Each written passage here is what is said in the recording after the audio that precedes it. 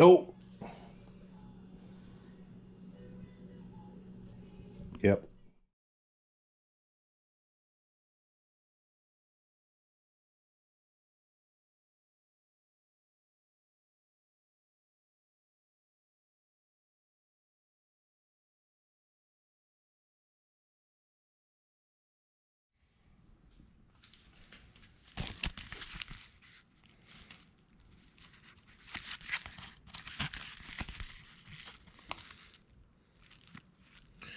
So I got these off of AliExpress, foreign, made in China. Took about a month to get here. Let's see, where'd the part go? It was advertised as a 90 millimeter spread. You know, they had the little pictogram or picture there that showed these holes being 90 millimeters apart, which is what I needed, so I ordered it. These are definitely not 90, they're 80 millimeters, and the distance between these two sides here is a little bit smaller as well. I think I was supposed to have like 64 millimeters between these little buttons. That didn't really work out. So rather than wait for another month to get the right part or whatever, I'd already contacted Ali, and they've redistributed my money back to me. Said they didn't want these things back. Obviously, it's costs way more to ship these things than what they're actually worth. But anyhow, moving on. I found another one, got it on order, but in the time being, I'm impatient and I can't freaking wait to do some mill work. So what I did was I took a round file and I just kind of cored out or filed another bolt hole on this side and on that side and made the damn thing fit. It seems to work miraculously. Yeah.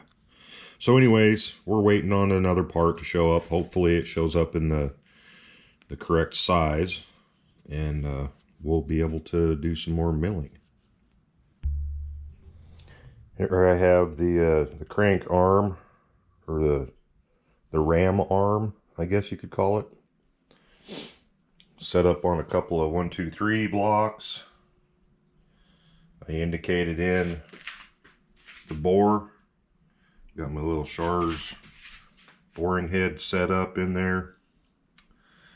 And the little mill part, the start switch, it works amazingly. Well, sounds good. We'll see how long that runs before it explodes again.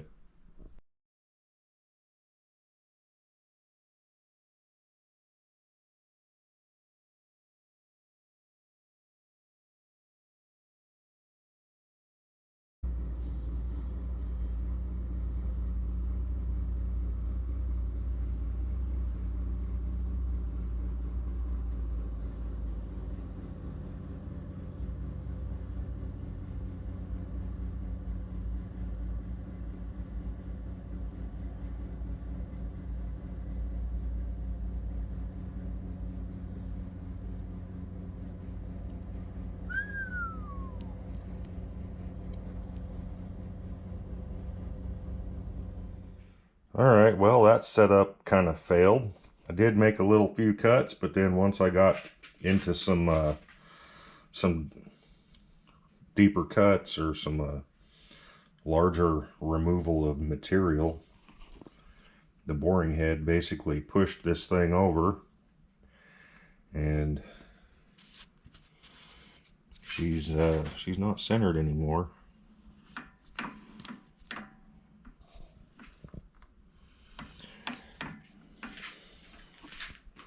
Setup is not rigid enough. So now I need to figure out how to get this thing rigid so that I can continue my cut. So maybe we'll take an angle bracket or something and bolt it to the table, keep this thing from moving back and moving back and forth. Pay attention to the camera, Jed. So yeah, we need to keep this thing from moving back and forth. It's on 2 points. How do we keep it from moving back and forth? I think we just put some stops on either side. Hold her steady. Yep, we went there. Well, angle plate, some woodworking clamps, piece of wood, little step blocks. If you throw enough equipment on it, it might stabilize it.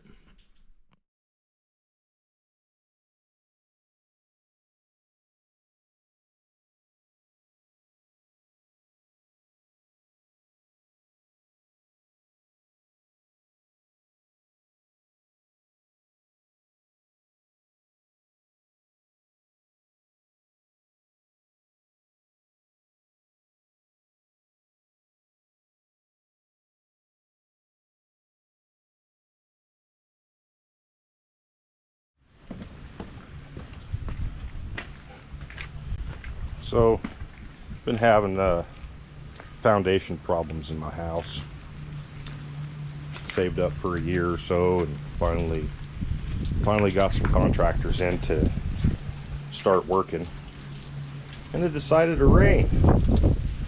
Look at that fucking hole filling up with water. Awesome. So the foundation is basically, it caved in this way. I've got a small crawl space under the garage, and you can see how far it's caved in a bit. So they're going to come in and redo everything there. Got a big old pile of wood to make the fix. They're going to put a drain tile in since I live in a freaking swamp. And hopefully they can finish it up here in the next week or so. I'm not really holding out any hope, because, you know, it's freaking raining like crazy. It's ridiculous. August in Alaska.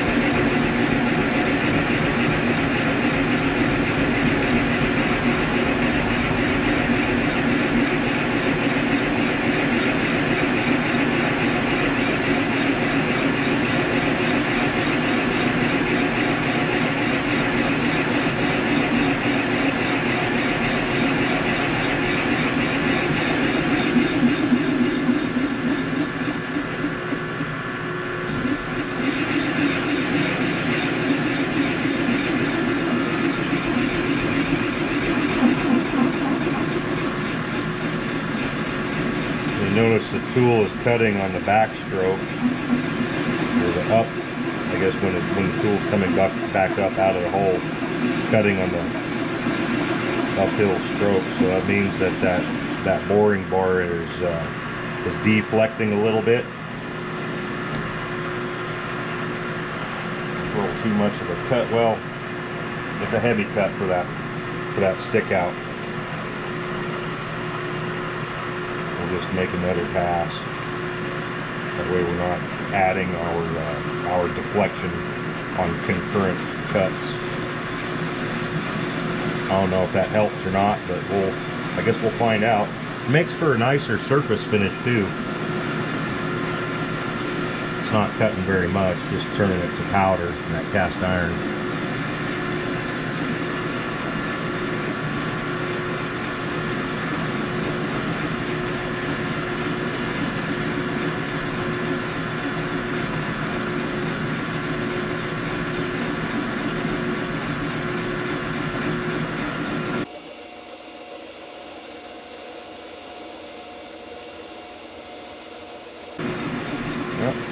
do this probably 40 times and we'll be at our dimension.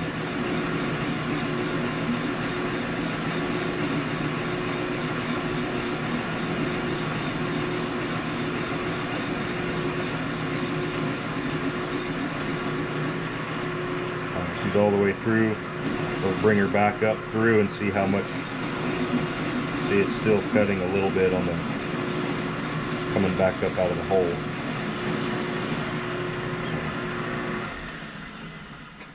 Quite a bit of flex.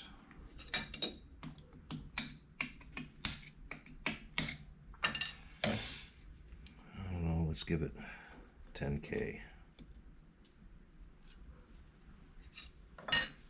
Tighten her back down. Fire it up and set the power down feed again.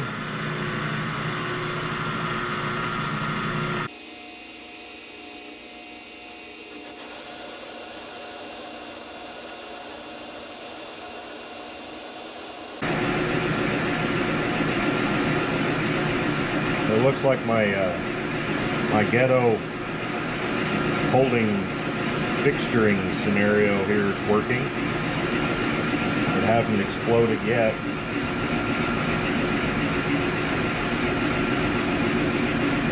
Still a little bit of chatter in the surface finish.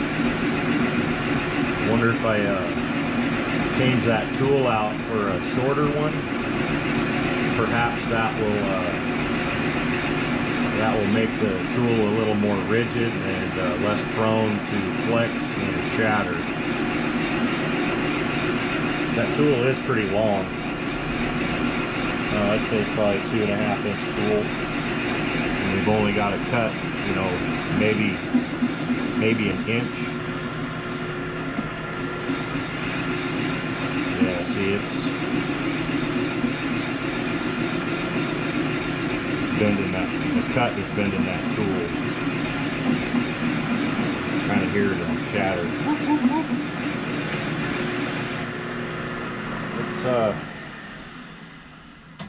Let's see if we can't change things up a little bit here.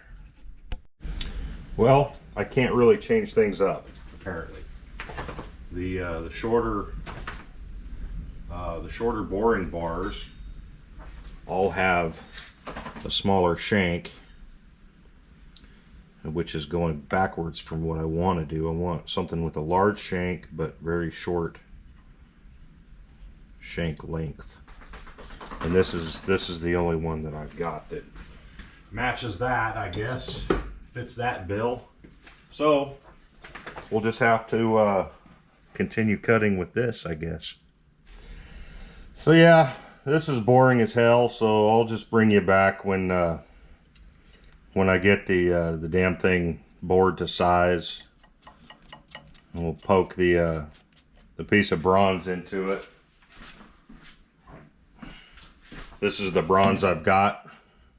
A little over 1.5 inch OD. I can't remember what the ID is. It's, I don't know, probably 1 inch, something like that. Anyways, I'll bring you back.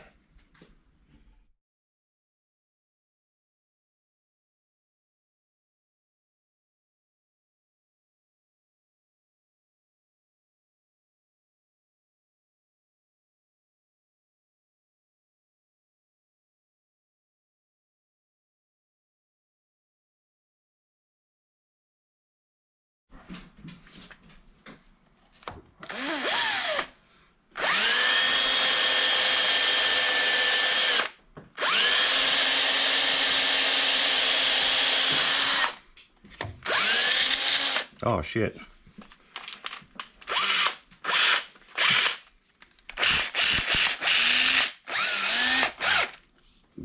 Clutch is going out in my drill.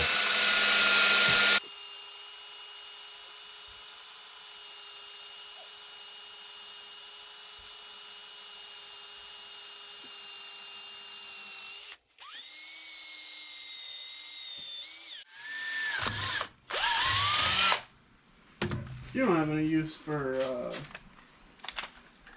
like old pistons and skirts. Do you have an engine? Art. Art? Well, They threw all of them away. We kept one of them. I thought, you know, maybe throw all the stuff away.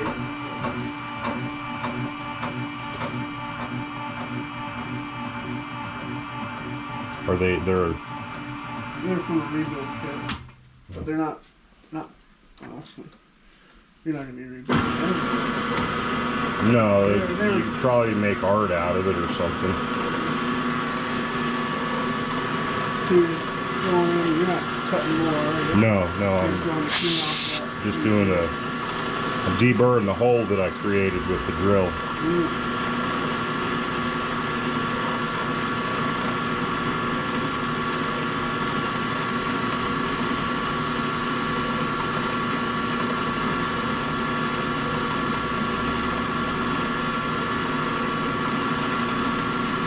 Did you do oil in this thing too, or not? No, I emptied it all out and then covered it up when I was doing the work, and then just put the oil back in it. 80/90 is expensive. Yeah. And it looked real clean, so. I was gonna say, if you did, don't forget, please do your thing. Yeah. Fine.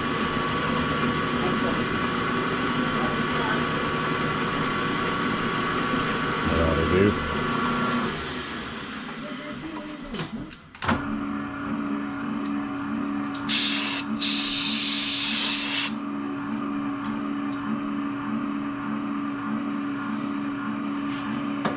Here's an extra special janky setup. OD turning on a lathe with a boring head. Running it in reverse because my cutter tooth is going the wrong way, I guess. So it seems to be working.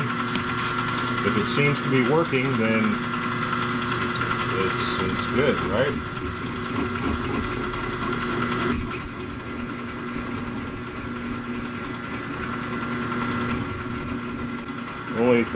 Only bad thing about it is I don't have power down feed because I'm running in reverse. So it's basically if I were to activate the power down feed, it would be actually a power up feed because we're running backwards.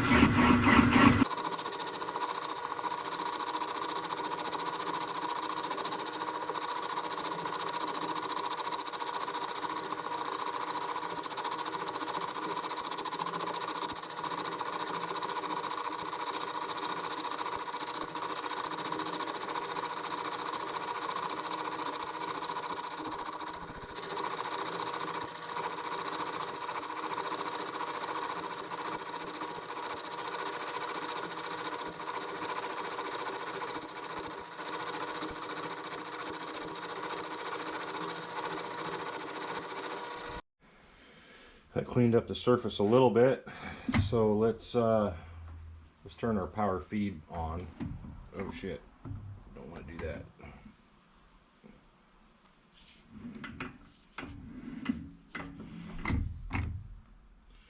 We'll turn our power feed on.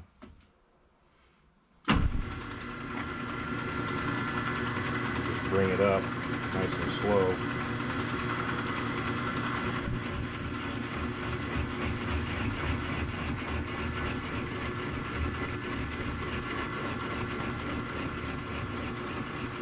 Do a spring pass coming back up, I guess. Yeah.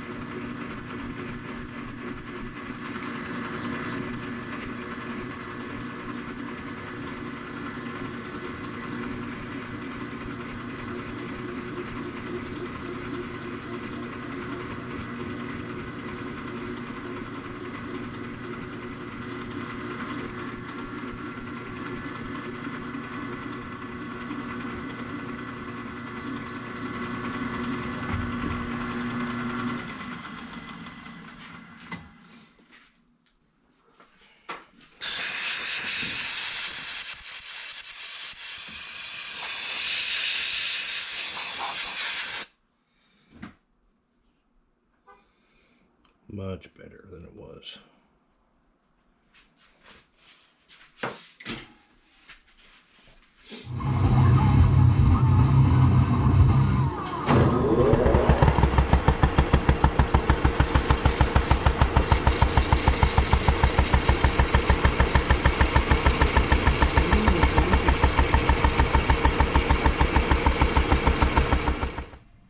Well, this whole boring head cutting the OD of a part has turned into a spectacular failure. It's tapered. Can't get the taper out without making it too small for my bushing.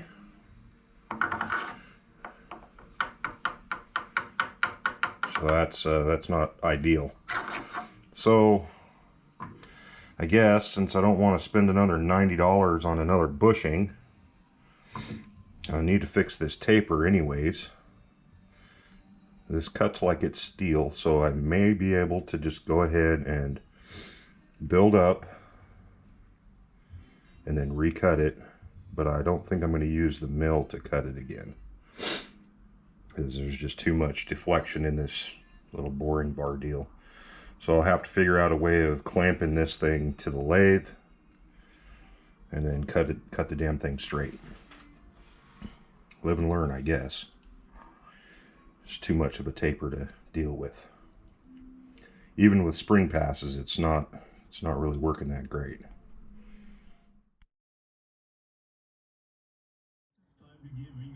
Side quest.